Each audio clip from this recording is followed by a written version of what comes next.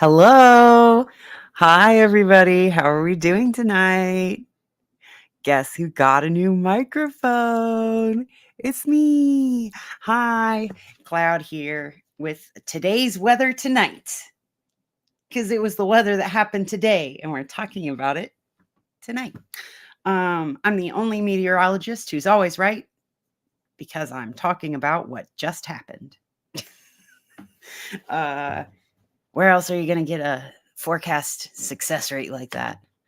I've got a new mic today, and I have no idea how exciting it would be to be able to monitor my own sound while I'm talking. Because before it felt like I was just kind of talking in my bedroom alone, and now it feels like I'm a real podcaster.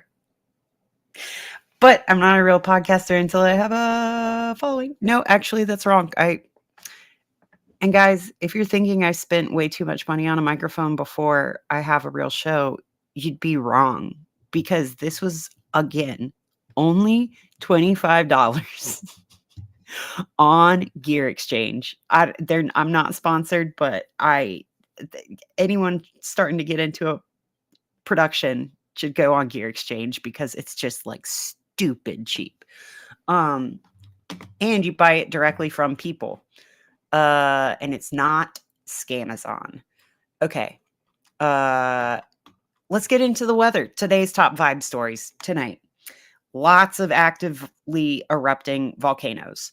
Not the one in Iceland yet, but as you can see, these graphs look like they're peeking out right where it was erupting about a month ago.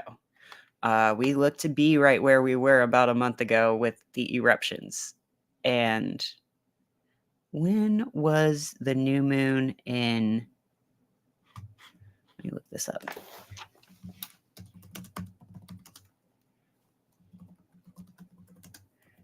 Should have done my research before I got on stream. Oh, I was doing research. But I've got one for later. New moon.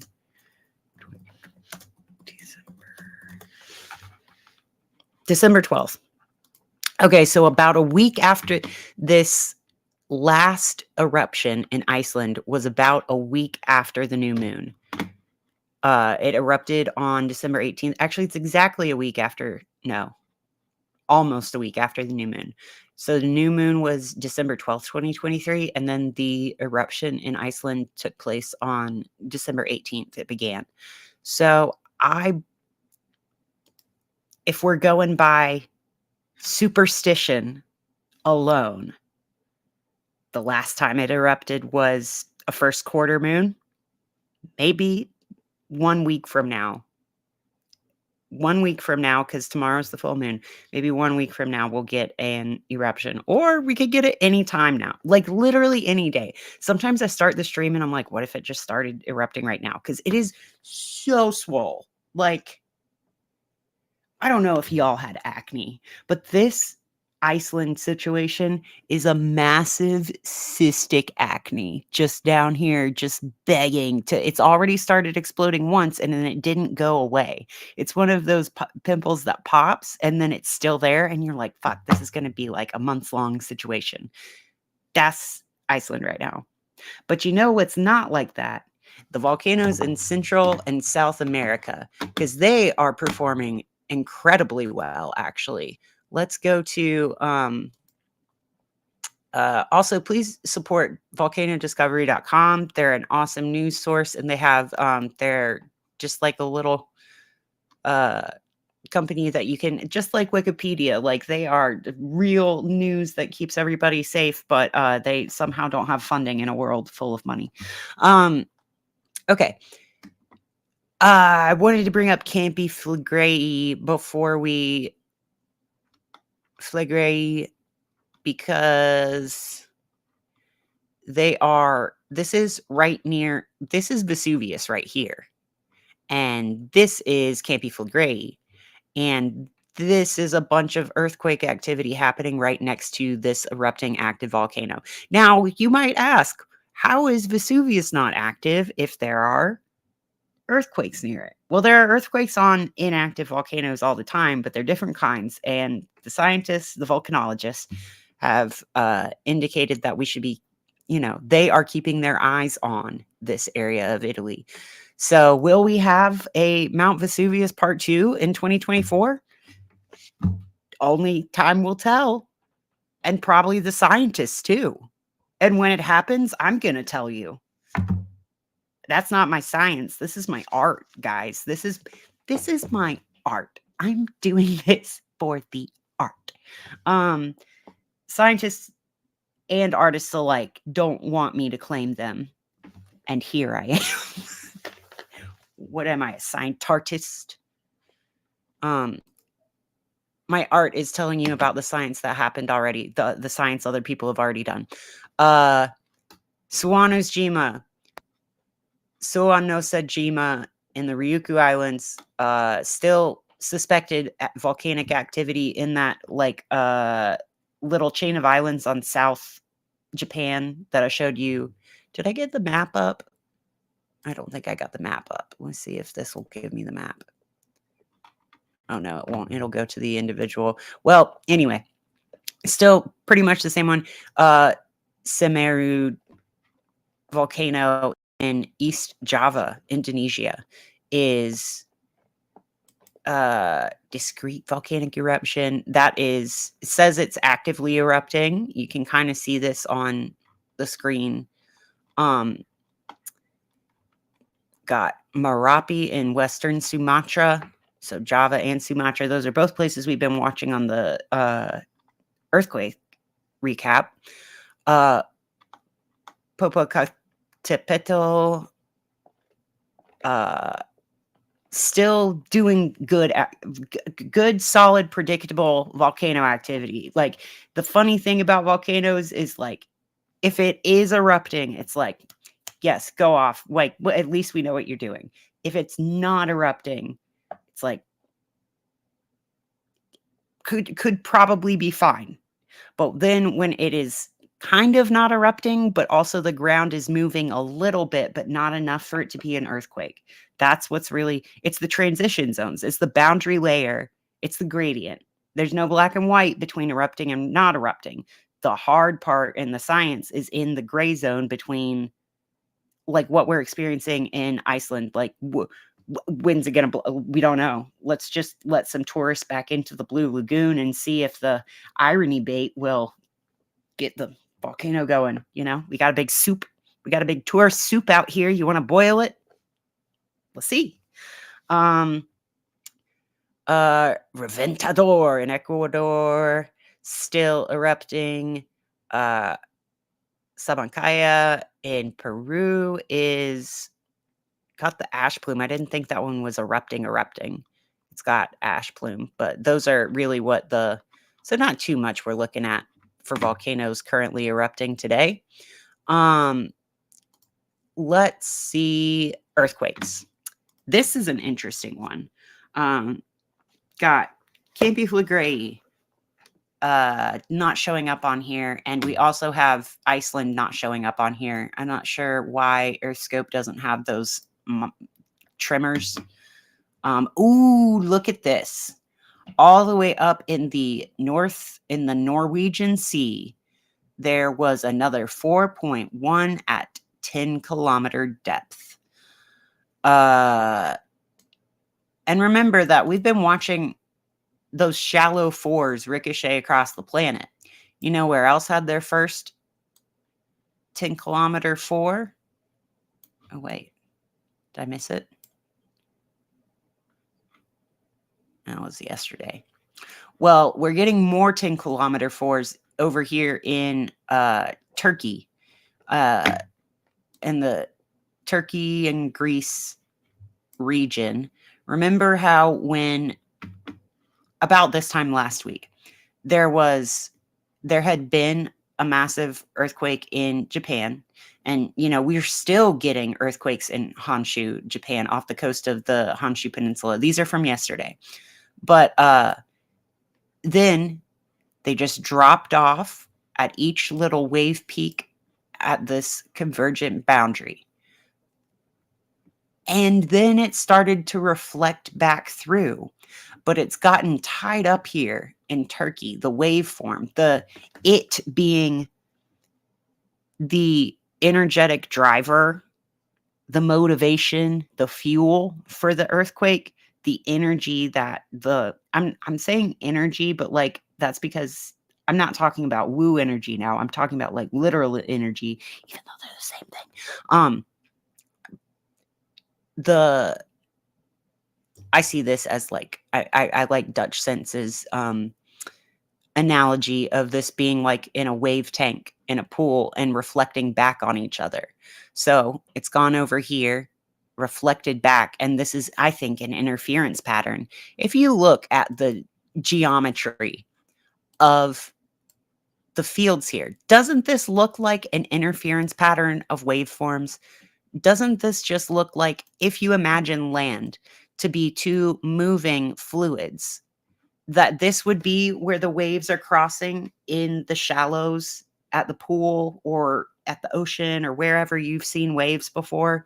Like all the sparkly little bits, when they start going from easily identifiable ripples to a mesh of ripples, and then the mesh meshes itself and it sparkles out into chaos.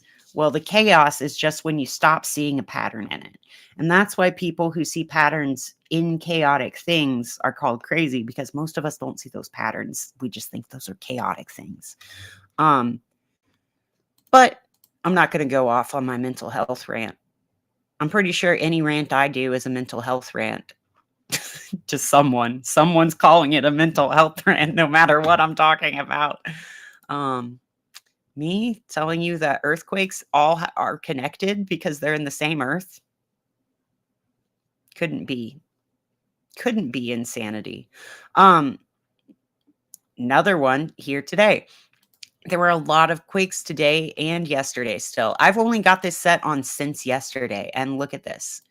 Got a very large map. Oh, I forgot to say we also had a big quake, 5 magnitude, a shallow 5 at the Mariana Islands near the Marianas Trench.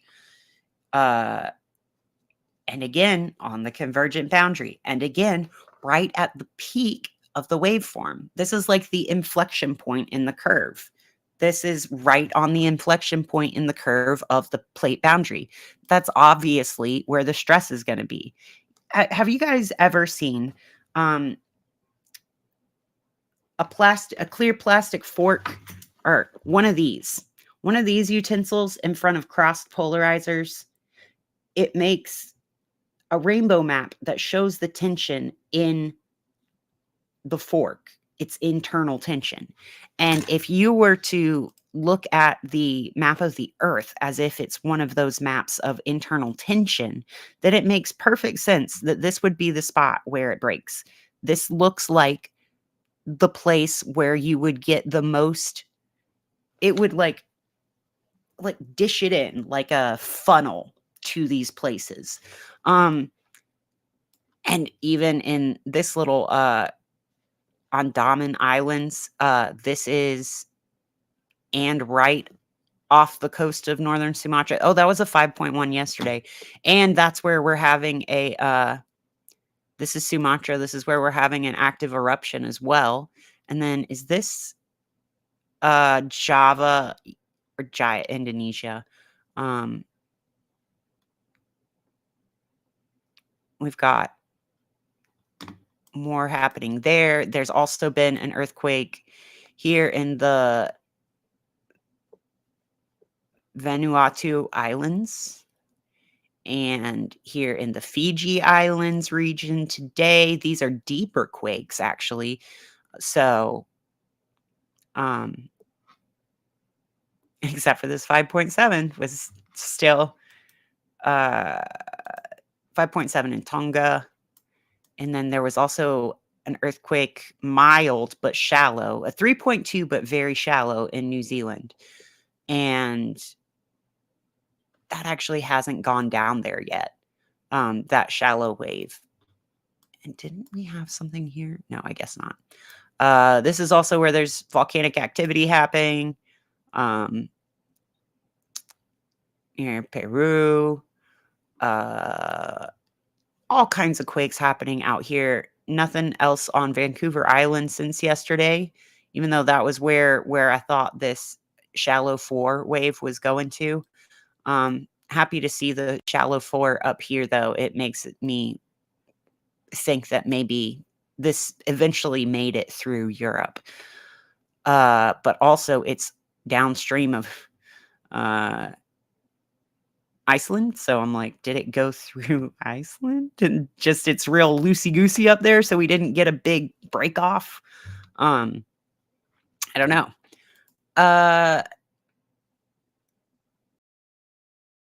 You would think that the next wave to go through Iceland would set off the quakes, but maybe not. Your weather. We just made it through. Wow, we made it through Snowmageddon, guys. Do you feel like you got a great Christmas gift of there's so much snow? There's so much snow outside.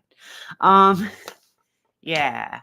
So meteorologists are going to be having their butts handed to them by model guidance if you're in the next few years.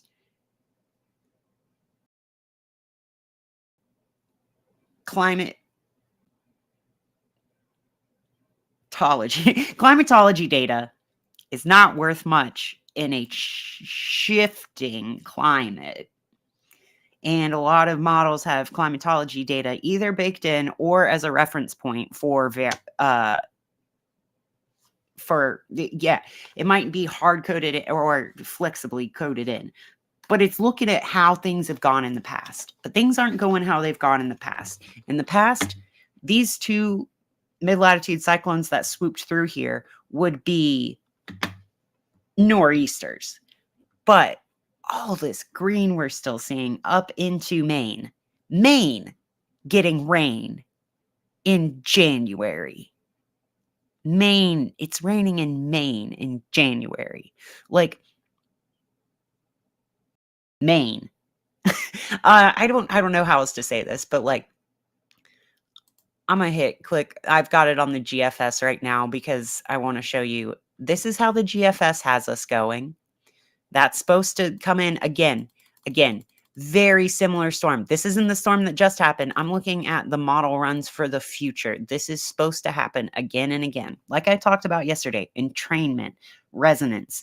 When you ring a bell next to another bell, it wants to ring that frequency.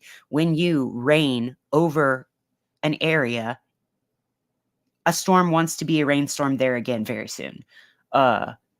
It's like you make continental air less continental and more maritime by raining on the area. That's not helping anybody except for the meteorologist. Sorry. The meteorologists are so weird, dude. They're so weird. Guys, you're weird. I'm weird, but like, I don't fit in with meteorologists. I don't fit in anywhere. I'm a weirdo. See this hat? You ever see me without this hat? I'm all right. I went to UNC Asheville.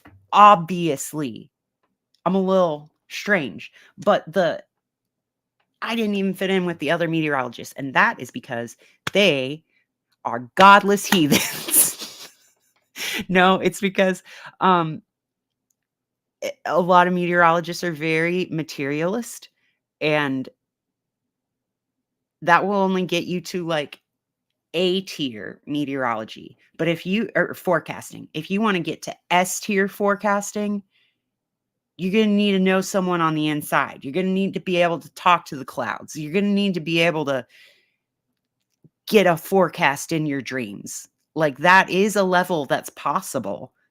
Science just doesn't like to admit that it's possible to know things beyond materiality because it's not possible to get perfect forecasts from material. It is possible to get perfect forecasts from the ether because the ether is the weather. The weather knows what it's doing. Okay. Why was I talking about this? Oh, model guidance. Meteorologists right now are screaming, crying, throwing up in the corner, just absolutely don't know what to do with themselves because this wet, warm winter should have been the big winter after last year's wet, warm winter. And I know, like, I mean, okay, it's still, I, I don't want to downplay the fact that the Midwest is getting tons of snow, like tons of snow, but they're basically Canada, right? Everywhere from like Kansas to Michigan to the Dakotas, that's pretty much Canada, right? They have the same accent. Um, I think Kansas is really Canada, Kansas.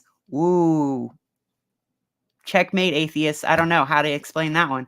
Um, they're basically getting Canada snow. I mean, in the Rockies, the West is doing fine. I'm just a East Coast complainer, and it is a very nasty, slushy wet out here. Let's go to. Oh, I wanted to show you that this is what GFS has, and then I'm going to switch it to the Euro because got another one and another one and another one. I'm not DJ Khaled. I'm just saying another one. Coming through here. Oh, something coming from the south finally. That'll be a big rain. Mess it up. And then the Euro doesn't have like the preset estimation doesn't do doesn't account for snow. Because they're very European over there. They don't care about the snow. Okay. So it's kind of similar. They both have them coming in and getting, again, big Gulf of Mexico moisture, really tight isobars, 970. These are like hurricane low levels of lows. That the low pressure systems that we're getting, I mean, not hurricane, but like tropical depression level, like in a winter mid latitude cyclone. Things are crazy. What I'm saying is I've already seen at least one more forecast for a snowmageddon, but I think we're going to see more. I think we're about to see more snowmageddon forecasts fall flat, and just sit back and watch with me. Maybe I should put together a compilation of forecast fails, but I don't want to be mean. Everybody's got a job to do and they want to give a good headline, but that's not what the headline isn't right. Okay. Look at GOES. They're very, very pretty air mass RGB. It's one of my favorite things to look at. Can't even really see the jet stream except for here and here. White is clouds, like high, thick clouds. Green, warm, moist. Tan is mid-level. So tan is where they're getting up there. This is just like hot, soupy down here. This is getting up there. And then, oh yeah, maybe I'll make it into a cloud. And then this jet stream is obviously this like the fire hose. The jet stream, it's not pouring down those clouds. It's like blowing across the soup of the atmosphere. And it's creating a big current of soup flowing that way in the bowl. That's what clouds are, is the soup flowing that way in the bowl.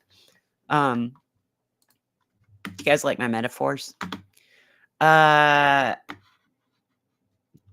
have anyone in chat? I don't know if I can see chat on... I don't know if chat works on... I'm on Streamlabs, and I don't know if YouTube chat is... Maybe I don't have YouTube chat set as on my live stream settings. That would probably help. We're always learning here. This is an experiment. This is a venture into creation. I'm just gonna keep creating until I figure out what's bad. And then let's take a look at the warm air advection and wind. Warm air advection is the red shaded. Wind barbs are the darker blue are lower, lighter blue are faster, red is the fastest. And dew point, that's what the green is. The green is areas of average 500 level dew point. Oh no, that's on 700 info. I'm sorry, I don't know what the green is on that one. Yeah, there's the dew points. 700 info has that. Warm air advection is got something else.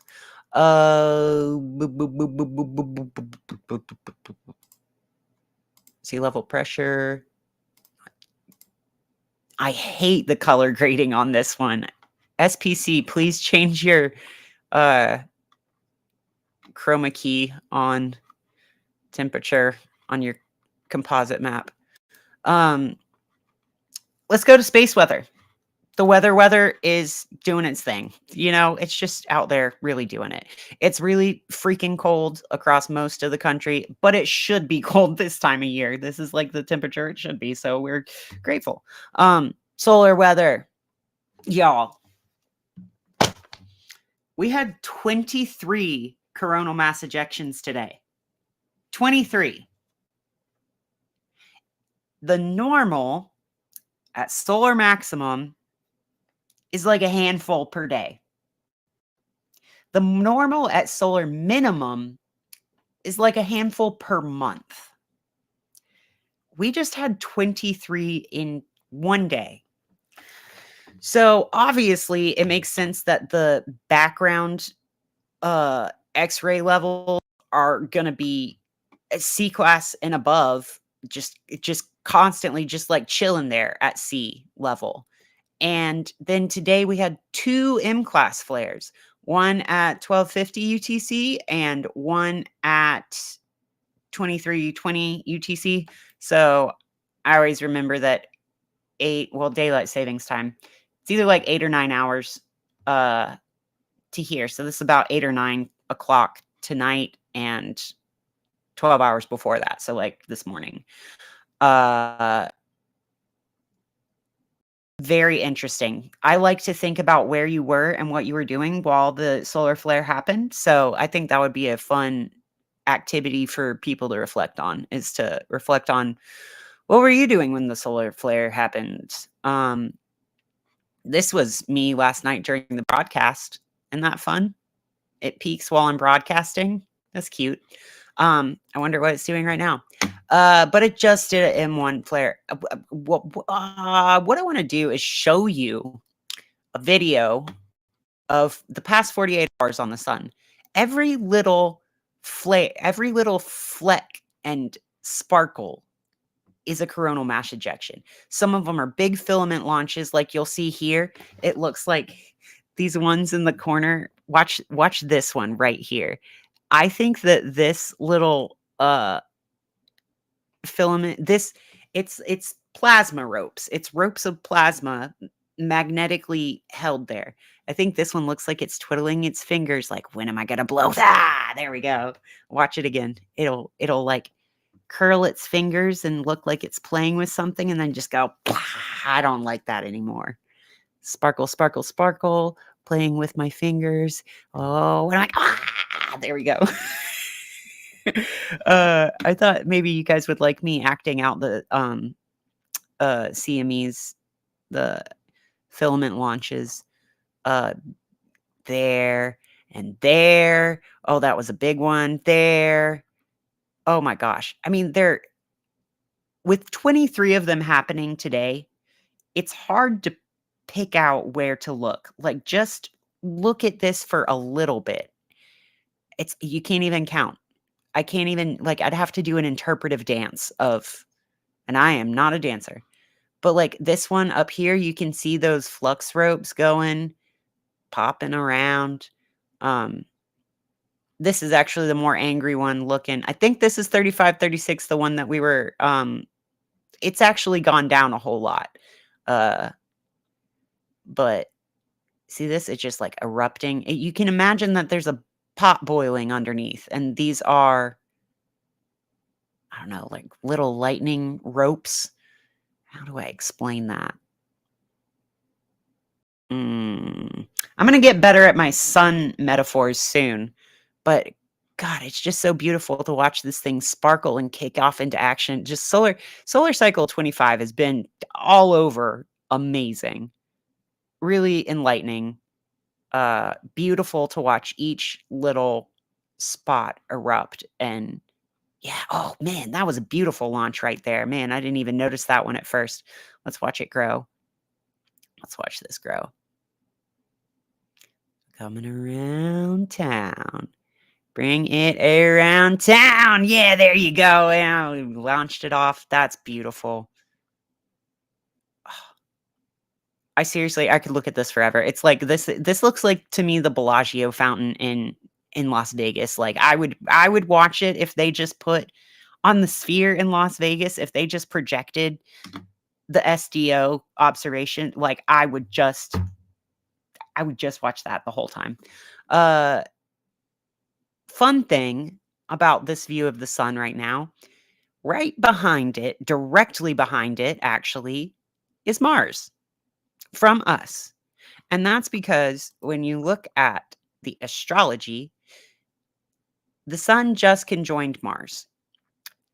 That means that Mars is directly on the opposite side of the sun from us because Mars is outside of Earth's orbit. It means that when it conjoins the sun, it will be on the other side of the sun. The two planets inside of Earth's orbit, uh, Mercury and Venus here, they of the sun when they conjoin the sun astrologically because they're on the inside of Earth's orbit.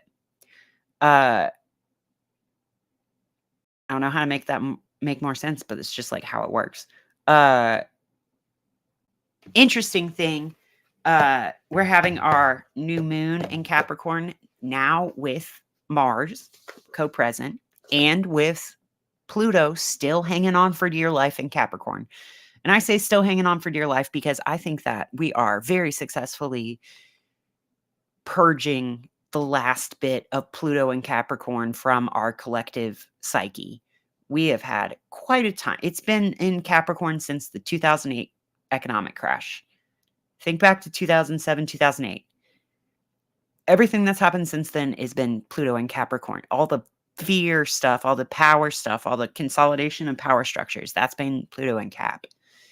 And also Uranus in Aries. The beginning of it, Uranus was in Aries and Pisces, and that was just like weird for tech. Remember 2007? Doesn't it seem a little bit? We're trying too hard. And then it went from trying too hard to the me generation, and then whatever. Let's talk about. I don't want to talk about that.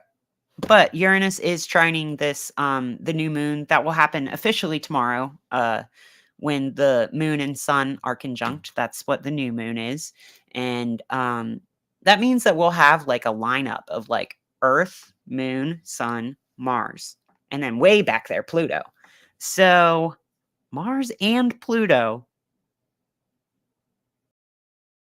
closing in it, like in closing this new moon is a little scary, but it also feels like Custer's last stand. It feels like Pluto's last chance to bully the sun and the moon while he's still in Capricorn. Capricorn's a good bully. I'll cut you deep, but Aquarius is like a cold bully who will like make you think that they're your friend and they're just like making fun of you. But I'm not saying that's what the next 20 years is going to be like. But I do think this is the last little bit of world where it's the old world. This new moon is one of our last ones that's like, yeah, I guess we're still going to do that old capitalism thing. Like, oh, Pluto in Capricorn just screams capitalism to me, and not in a derogatory way, just in a like, yes, I'm about my money and I will do things and I will make actions and decisions based on people's agency. Like, that's a very Capricorn vibe to me, and it can go very wrong. And that's what we've seen in the past, like, 15 years is it going very wrong. What else did I want to say about that? Oh, I don't think it's just gonna be bullying the sun and moon, because this time, that bullying that I'm saying that Mars enhanced by sextiling Saturn and Pisces, so psychically somehow knowing your worst insecurity, is these are being watched over by Uranus, and Uranus is paranoid. uh, Uranus is a paranoid dad. No, Uranus is gonna know what's up and is watching what Capricorn is doing with these planets, and is, I think, challenging status quo with that. And whatever that means for you in your life, good luck with it. I think you're shaking something up.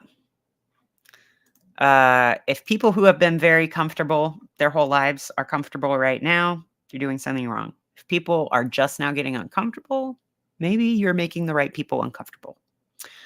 I don't know why I'm thinking about comfort so much with this one, but maybe it's that Taurus energy. I'm thinking about, like, Capricorn would hit you where it hurts. Taurus will touch you where it's comfortable. Like, and they're both looking right at that Pisces, Saturn, and Neptune. The Mars and Saturn are making a sextile aspect to each other, and then Neptune is almost roughly sextiling this pile up stellium in Capricorn and the Uranus and Taurus. And pretty soon after this new moon, we're going to get Mercury in Capricorn. That feels good. After, I mean, it's finally going, this will go through, this is still in retrograde shadow. We're still going back over what the heck just happened since, like, December 12th, 13th. Like, what even was this past month? Like, I feel like we're going to figure out what that all was for and what it meant in the next couple weeks as Mercury moves into Capricorn. Squaring the nodes. I talked about that yesterday. We are we still in a moon hour? I thought we were into the Saturn hour now. Yeah, we're into Saturn hour, and we're technically on Mercury's day now. We started on, or no, it was always Mercury's day because it's Wednesday. Mercury day is Wednesday. It is a Saturn hour. Maybe that's why I'm finding it so hard to talk. No, I'm not finding it hard to talk, actually. It's a Saturn hour on a day in Capricorn season where there's a stellium right in front of the new moon. I feel like it's a great day. It's a great day to have a Saturn hour broadcast. Because I need Saturn here. Sometimes you need Saturn. Guys, we came into this world through Saturn first. I've heard that you have to have matter first. And Saturn is matter, in my opinion. Saturn is rocks. Saturn is crystals. Saturn is the lattice, like the really regimented, like, I am doing my thing. Maybe that's a little boring to people sometimes, but actually, it's the most exciting thing of all to just be yourself so hard. That's why Capricorns are amazing artists when they get in touch with their creative side, because they know themselves. And that is truly what art, that's what makes art good art, is when you can, like, identify in yourself what yourself is and what you resonate with and, like, what's positive about the world. Honestly, this little light of mine, I'm going to let it shine. It was a great song, but it also holds really true for, I think, for today. I believe that a lot of New Age people who didn't grow up Christian need to go back and do Sunday school so that they can remember what lessons everybody else has already gotten.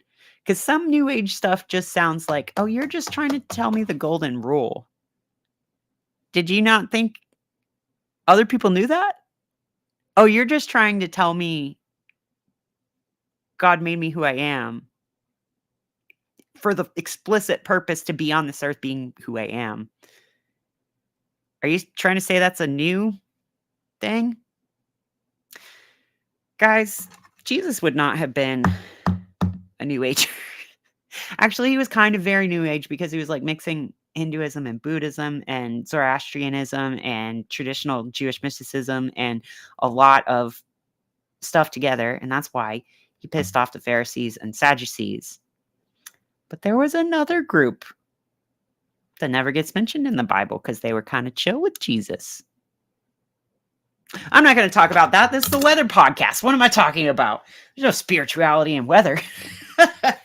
No, the weather's not an amalgamation of all of our feelings, thoughts, and subconscious happenings just manifesting in the physical world through the soup that we're living and breathing. Weather's not just one big emotion that we're sharing. No, that's weird. That would be weird if you thought that weather was just like, if you thought that we were like neurons and weather was the brain waves. That would be so crazy. It would be so crazy if you thought about weather that way. Yeah, they would definitely like want to lock you up or something if you said that weather was alive. So I'm not saying that. I'm not saying that. I'm not saying that we forgot how to forecast weather when we invented meteorology. Okay, I am saying that. I'm saying that we forgot how to forecast when we invented meteorology. Inventing a science is forgetting a magic. And I'm not saying that science isn't real. I'm saying we're doing it wrong. Science isn't a religion, it's a method of inquiry. And if you don't question while you learn, you're not really doing science. You're just kind of repeating dogma. Anyway, for the dogmatic scientists out there, I hope you do research. I hope you do some rigorous testing of things. I hope you do the boring stuff because I don't want you thinking of the new ideas. I don't want the boring people thinking of the new ideas. I will do some thinking of new ideas. Thank you very much. And you can validate it. One time I said validate and verify at the same time, and I said valify, and now my brain thinks that is such a real word. Have you ever valified something? Okay. Wow, you guys are so lovely still being around here for my ramblings. I think I had 3 whole viewers today. There's 2 left. That's really awesome. I'm so excited to have you guys here. Did you like my new Behringer podcasting mic? Look, it's a podcasting mic. I've got it on the cardioid pickup pattern setting so that you can tell which is the front and the back. Look, it sounds like I'm all the way across the room right now. And then I just turn it around so that the mic is facing me in the front and it looks like I'm right here. It sounds like I'm right here now. And then I turn to the back and it sounds like I walked all the way across the room again. And then, no, I'm right here. Don't worry. This is the sound of, oh, this would be so fun to do if I'm like doing people talking to each other like, hey, blah, blah, blah. Yeah, no, I don't think, no, but oh, yeah, okay. I think this is going to be, I'm going to have a lot of fun with this mic. I feel like a real podcaster now that I'm holding a desktop USB mic by its stand instead of just like manhandling by the control portion. I feel very legit. Oh, I muted it because it's got a nice mute button. Look. That's nice. That's nice. I always thought it was Behringer. I'm not gonna lie. I've said it Behringer in many theaters before, and I think they're making fun of me behind my back because no one's ever corrected me. And I looked online, and all the how-to videos are saying Behringer, and that makes a lot more sense for a mic company to be named something with ringer in it. I thought it was Behringer. Okay, guys, I've lost the plot. Let's go back to what I'm supposed to be doing on this stream. I think what I'm supposed to be doing on the stream is having fun, and I am. And I made up a new notebook layout yesterday, and I'm using it again today, and very excited about that. What if I try to glitch out the thumbnail? Can I? Oh no. Make a YouTube thumbnail face to go. Hey, hey, yeah. I'm sorry. I can't help myself. I am just so stupid. Okay.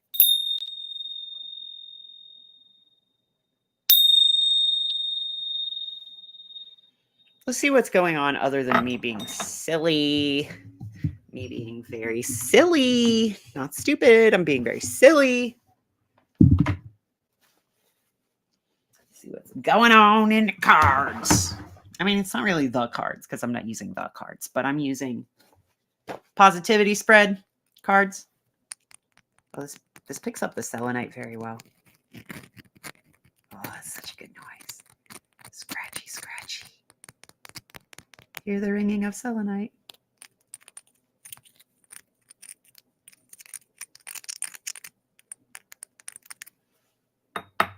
Sounds so good. Yeah. Rub it all over my third eye. Make sure it takes.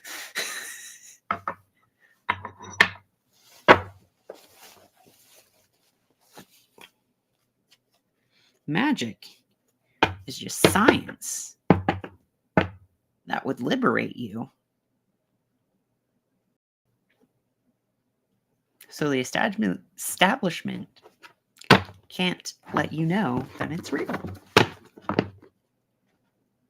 Magic is just as real as science. Almost like chaos is just as real as order. It's kind of a matter of perspective. Magic is chaos science. Maybe. These are my musings.